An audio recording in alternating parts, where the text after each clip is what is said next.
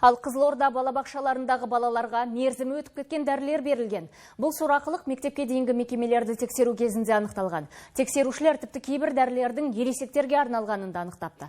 Ал балаларға берілген тағам сапасы туралы айтуға ауыз бармайды. Өйткені қоймалардан іріп-шіріп кеткен жемістер мен сүт табылған. Балабақшадағы былық туралы келесі бейнематериалда. Сырты бүтін, іші түтін. Былыққа батқан бұл балабақша туралы басқа лайықты сөз таппайсыз. Мекеменің қоймасынан әлдеқашан іріп-шіріп кеткен алмұрттың 3 жәшігі табылды.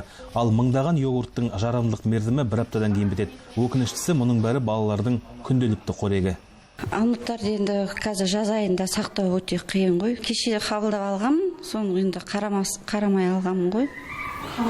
Қабылдаған кезде йогуртты артық әкеп қойған поставщиктерге қайтарып береміз.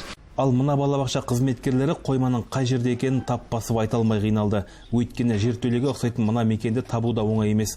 Ал ішіндегі азық-түліктің қандай күйде екендігін көрген мамандар жағасын ұстады. 2000 литр сүттің жарамдылық мерзімі 25 мамырда өтіп кетіпті. Жалпы баламыз біздің 140 балаға арналған.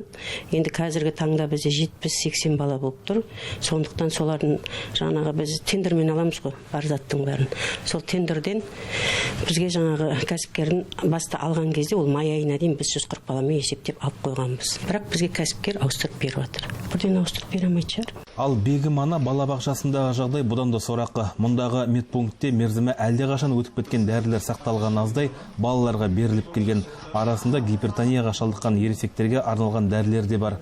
Ал медбике бұл препараттардың балабақшаға қалай келгенін айта алмай дағдарды. Балабақшаларда 2014, 15, 16 жылға жарамдылық мерзімдері біткен дәрі-дәрмектер сақталуы және пайдаланылматыр. Балаларға беруге тыйым салынған түрлі дәрі-дәрмектер де сақталуы. Медбикелер нақты не үшін сақталуы екеніне жауап бере алмады. Бірақ балаларға беретіндігін айтып отыр.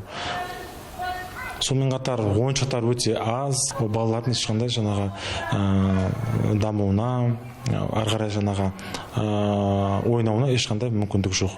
Тексерушілер бүкіл ақпаратты білім бөліміне тапсырмақ. Бірақ үндемей құтылуды жөн көрген білім бөліміндегілер ең алдымен тексерушілердің құжаттарымен танысуды жөн көріп отыр. Содан кейін ішкі тексеру жүргізіп, кінәлілерді жазаламақ. Еркін Карин, Шәрепа Сақтапова, Астана телеарнасы.